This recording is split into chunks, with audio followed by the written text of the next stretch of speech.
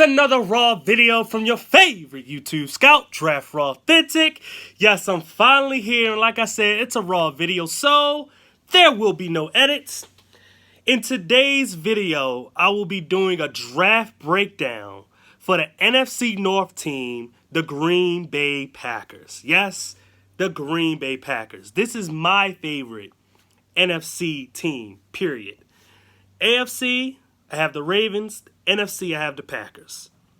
So anyway, with this draft breakdown, I already actually kind of did this breakdown in a previous video where I talk about the winners of the 2018 NFL Draft. So just to put it in perspective, I believe the Packers are one of the teams that won the draft this past draft. But pretty much anyway, I already kind of went over what I think about each player that they picked up and stuff like that. So what I'm going to do in this video, I'm going to still break down, this team and who they drafted, but I'm not going to go on so much into detail. If you want to see the more kind of detailed, in a way, breakdown of the Green Bay Packers, please check out that winners of the 2018 NFL Draft. And also, just to put it out there right now, I was going to do the losers of the 2018 NFL Draft, but I decided to just scrap that idea and not do it. So I'm going to just do the winners, and that video is already out. So if you're watching this video, you can go back and watch that one, see when I start talking about the Green Bay Packers. But for right now, you know what? Let me stop talking. Let's just get into it. So the Green Bay Packers, in the first round, they went, and even in the second round, they drafted two corners. One of them was Jaire Alexander. The other one was Josh Jackson. Two of my favorite corners in the NFL draft this past draft season. Jaire, I felt as though, is the second best corner behind Mike Hughes. I've already stated that I did not think Denzel Ward was the best corner. I thought it was Mike Hughes. And if not for the off-the-field questions that he had, he actually would have been probably a higher round pick. So the off-the-field stuff kind of gets to it a little bit, but I think he's matured already.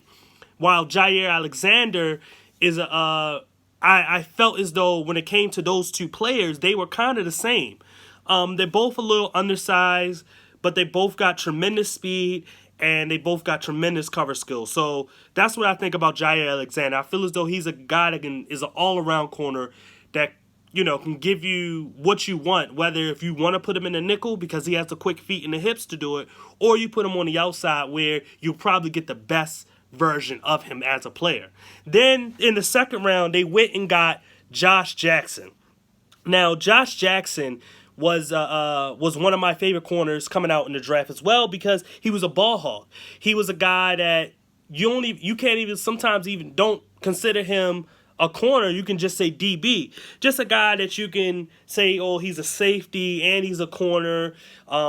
He's a guy that you can move around and do anything with. His best position will be on the outside corner. And I think that what you can do with him, and those two guys in particular, because they drafted Kevin King last year as their first pick, not first round, but as their first pick, you got a long press corner in Kevin King. Well, Josh Jackson give you a long press corner as well.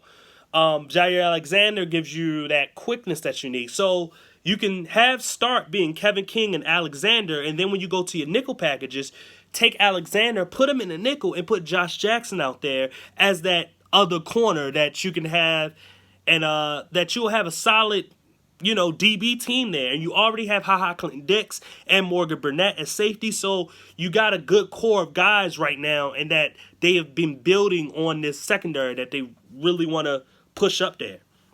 Now, in the third round, they went and they took linebacker Oren Burks. Now, Burks is a player that is very, very athletic, but one of the biggest problems is that he's kind of just athletic. I said that in my winners video.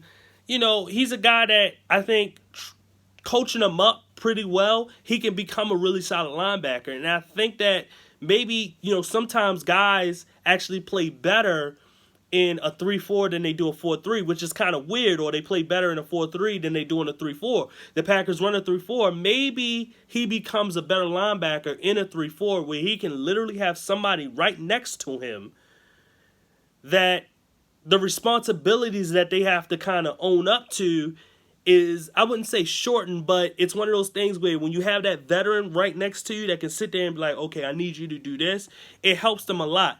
And I think that that's going to be a big help for a player like him coming out in this draft, going to a team like the Green Bay Packers, which they thought highly of him because they picked him in the 3rd round. Now, to try to quickly move this along, Jamon Moore was their 4th round pick, and Jamon was one of my underrated receivers in this past draft season. He was one of the few receivers that actually went up and snatched the ball. Now, it was a little bit disappointing that he ran a 4.6 at the combine, but it's one of those things where that 4.6 didn't matter. The guy played faster. I thought he was a 4.4 guy. He plays faster than that 4.6 speed, but maybe the simple fact is because he runs so hard. He's one of the best run after catch receivers I've seen in this draft, and he kind of a little bit reminds me of Devontae Adams, who when he came out in the draft was probably the best run after catch receiver of his draft class. So you get another guy in Jamon Moore who's a 6'3", 200-pound, 210-pound receiver that gives you that run after the catch and gives you that ability to snatch the ball out the air. Now, then going into the 5th round, they had 3 players that they chosen. All 3 of these players I didn't look at. Obviously, the punter, I don't look at kickers and punters or long snappers, so you can skip that. But their first 5th round pick was Cole Madison, offensive lineman from Washington State. Didn't get a chance to look at all his tape. Like I've said this many a times, I use 2 different websites, and if the name is not on there, the name's not on there. So I never actually get to see every single prospect.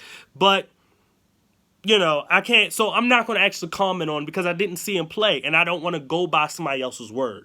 Also, the receiver, Marquez Valdez Scanting, wide receiver from South Florida, it's the same situation where I just never got to see him. So I'm sorry that the 5th round picks I can't talk about, but I just never seen those players. Anyway, in the 6th round, they picked up, I think, one of the most underrated receivers in terms of where he got picked. And what I mean is that he probably should have been picked in the 2nd or 3rd round, and he got picked in the 6th round. That's Equanimeous St. Brown from Notre Dame. I was just going to say this. He is the hardest working receiver in college. And when I mean hardest working, I mean he keeps his body right.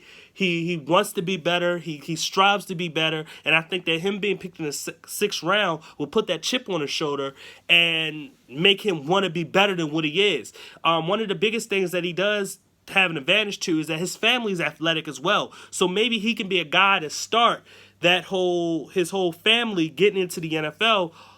Him being that 6th round pick, if he shows that he can be a really good player, then you have his 2 brothers that should be coming out. One should be coming out maybe 2 years or 3, depending on if he wants to stay. And the other one, I believe it's about 3 or 4 years, if 4th year if he want to stay. So he has 2 brothers coming out, and he can be a great example to him. But I'm going to say all 3 brothers are hard working, and he's one of the hardest working receivers in this draft class. So I'm just putting it out there. Now, when it came to the 2 corners and the 2 receivers, this is the reason why I think they won the draft. I think that they addressed all the needs that they really, really wanted.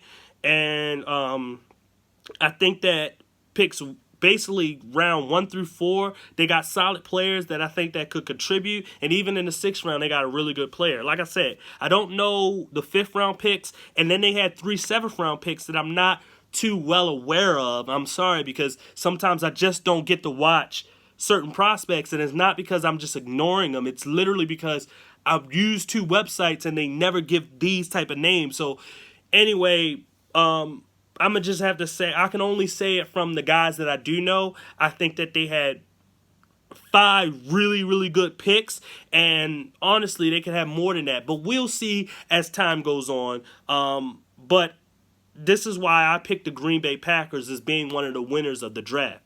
Anyway, once again, this is Draft Raw Authentic. Thank you for watching. If you like this video and you want to see more of me, please subscribe. Please hit that like button if you really like this video and you're a Green Bay Packers fan. Please comment if you didn't like what I had to say, or you did like what I have to say. But if you didn't like what I had to say about certain draft picks, please comment so we can debate. Then share the video so other people can join the debate and we can build this draft community. Once again, this is Draft Raw Authentic. Thank you for watching. Goodbye.